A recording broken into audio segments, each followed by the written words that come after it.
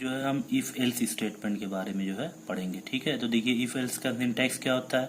If यहाँ पे आपकी कंडीशन होती है। ठीक है, अब ये कंडीशन पहले जो है हम चेक करते हैं। अगर ये कंडीशन ट्रू है तो इफ ब्लॉक के अंदर जो भी ये ब्लॉक है, जो आपका करली ब्रेसेस देखिए ओपन क्लोज करली ब्रेसेस, ये आपका ब्लॉक है।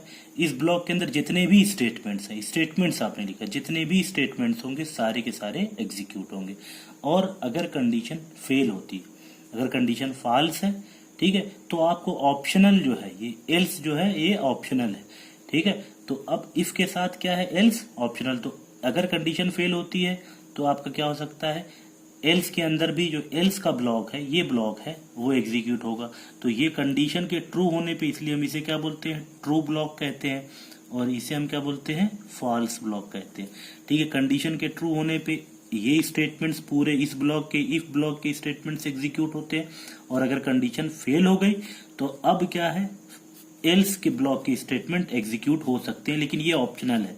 ठीक है, इसलिए आपने देखा था सिंपल इफ स्टेटमेंट में एल्स ब्लॉक नहीं होता था। ठीक है, क्योंकि ये ऑप्शनल होता है, ये हो भी सकता है और नहीं भी हो सकता है, अकॉर्डिंग टू योर रिक्वायरमेंट, आपके रिक्वायरमेंट के अकॉर्डिंग। ठीक है, जैसे फ्लो चार्ट अगर हम देखते हैं तो हम क्या होगा, सबसे पहले हम जो है स्टार्ट किया हमने, मान लीजिए, उसके बाद क्या करेंगे, हम यहाँ पे कंडीशन चेक करते हैं। कंडीशन अगर आपकी ट्रू है तो ये आपके गिवन सेट ऑफ स्टेटमेंट्स, ये ट्रू ब्लॉक के स्टेटमेंट्स एग्जीक्यूट होंगे।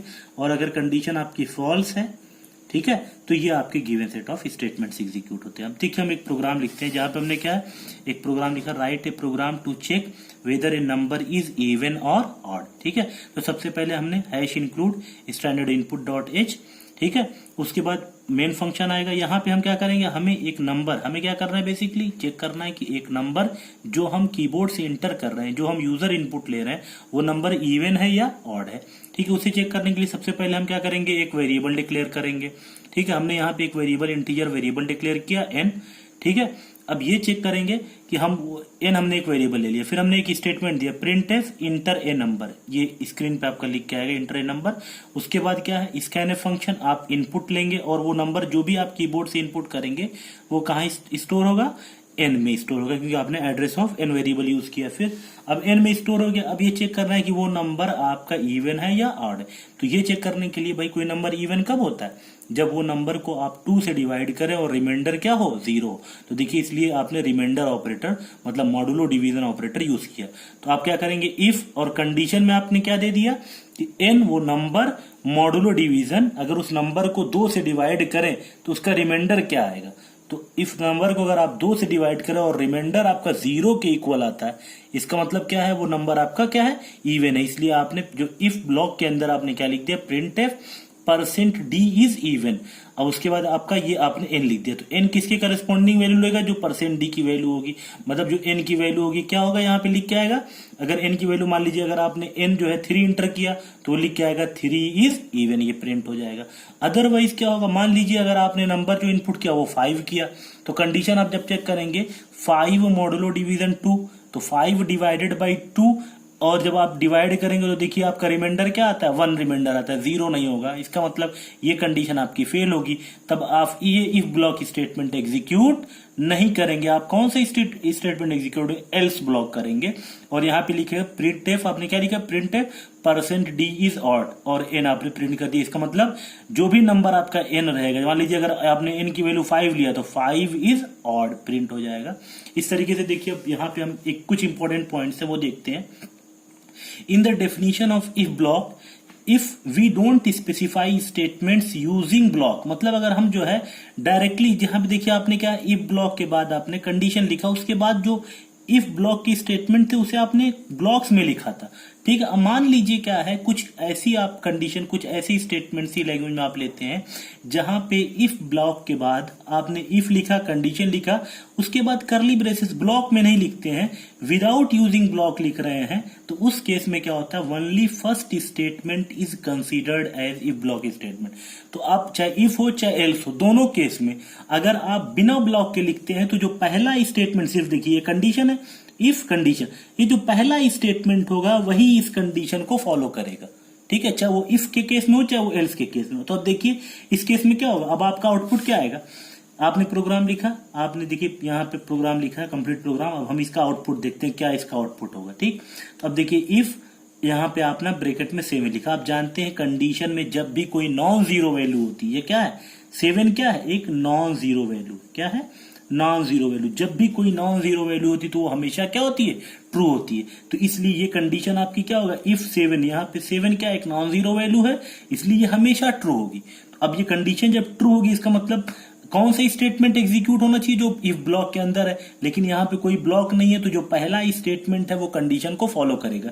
इसलिए आपका क्या होगा, प्रिंट एफ। ये स्टेटमेंट क्या है, प्रिंट एफ हाई को प्रिंट कर दे रहा है। उसके बाद आपका कर्सर क्या, बैकस्लैश कर्सर आपका न्यू लाइन में चला जाता है। तो आपका आउटपुट क्या आएगा, देखिए आपका हाई आ गया, उसके बाद आपका कर्सर न्यू लाइन में आ गया। ठीक, उसके बाद एल्स है, एल्स स्टेटमेंट में आप आते हैं। ठीक है, तो अब चूंकि आपकी ये कंडीशन ट्रू थी, इसलिए आपका इफ स्टेटमेंट सिर्फ एग्जीक्यूट होगा, एल्स वाला स्टेटमेंट एग्जीक्यूट नहीं होगा। इसलिए एल्स के बाद जो फर्स्ट स्टेटमेंट है, जो एल्स को फॉलो करता है, वो स्टेटमेंट आपका एग्जीक्यूट नहीं होगा। तो इसलिए ये स्टेटमेंट एग्जीक्यूट नहीं होगा। लेकिन उसके बाद जो स्टेटमेंट है वो एल्स ब्लॉक को फॉलो नहीं करेगा, ये आउटर स्टेटमेंट होगा, इसलिए ये स्टेटमेंट एग्जीक्यूट होगा। इसलिए print F by, next statement क्या है, क्योंकि आपका कर्सर न्यू लाइन में था, इसलिए बाई आपका प्रिंट हो जाएगा। तो ये आपका आउटपुट आ जाएगा। ठीक है, एक और केस आप देख सकते हैं, जैसे फॉर एग्जाम्पल अब इस केस में देखिए, इस केस में आपका आउटपुट क्या आएगा, ये प्रोग्राम आपका कंप्लीट लिखा हुआ है। ठीक है, यहाँ पे देखिए इफ, यहाँ पे कंडीशन क्या है, इफ 7। आप जानते हैं ये 7 क्या एक नॉन जीरो है, तो ये कंडीशन हमेशा आपकी ट्रू होगी।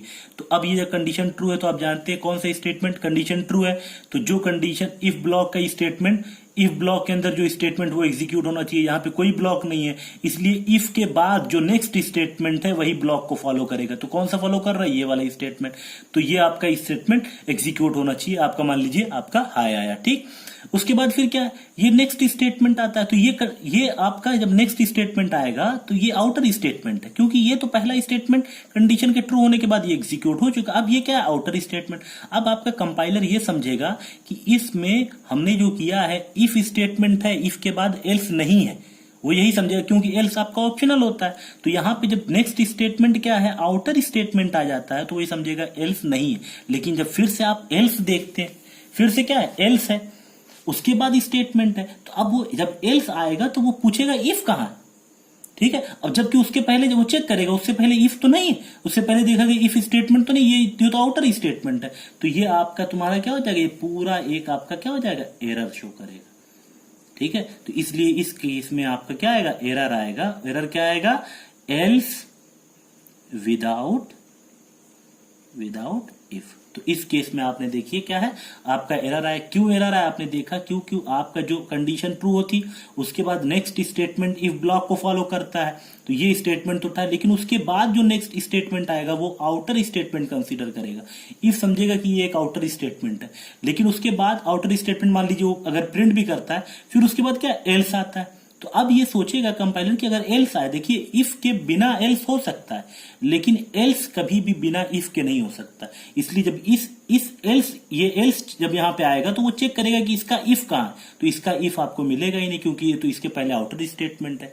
उसके पहले अगर इफ वाला स्टेटमेंट होता तो ये कंडीशन आपकी ट्रू होती। इसलिए पूरा कंप्लीट आपका क्या होगा, एरर शो करेगा। और एरर किस तरीके का आएगा, else without if. Thank you so much. Please like, subscribe